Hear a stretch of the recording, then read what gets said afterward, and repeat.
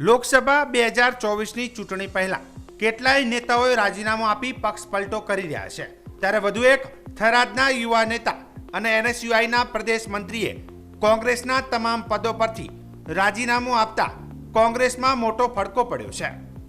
કોંગ્રેસના પાર્ટીના એક પછી એક યુવા આગેવાનો કોંગ્રેસ સાથે છેડો ફાડી રહ્યા છે, ત્યારે કોંગ્રેસના NSUIના મંત્રી રાજીનામું આપી દેતા કળભળાટ મચી જવા પામી છે.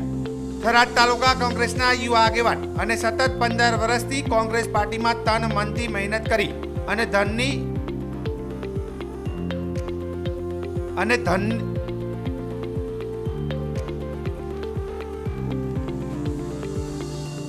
અને ધનથી તાલુકાના યુવા વર્ગમાં આઇકોન બન્યા એવા નરેન્દ્રસિંહે કોંગ્રેસ સાથે છેડો ફાડી દેતા રાજકારણમાં ગરમાવો આવ્યો છે.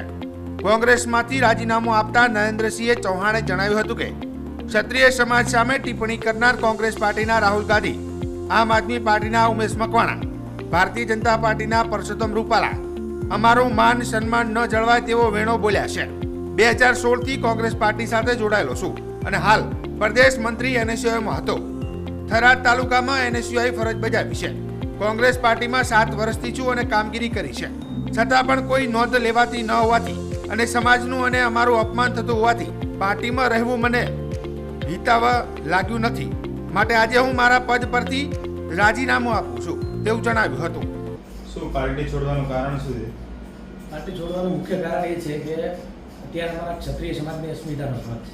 ત્યારે કોંગ્રેસ પાર્ટીના રાહુલ ગાંધી હોય, આમ આદમી પાર્ટીના ઉમેશ મકવાણા હોય કે ભારતીય જનતા પાર્ટીના પરસોત્તમભાઈ રૂપાલા હોય, તમામે પાર્ટીઓ અને તમામે નેતાઓએ ક્ષત્રિય સમાજ ઉપર આક્ષેપો કર્યા છે અને એમના વિશે હેલફેલ શબ્દોનો ઉપયોગ કર્યો છે.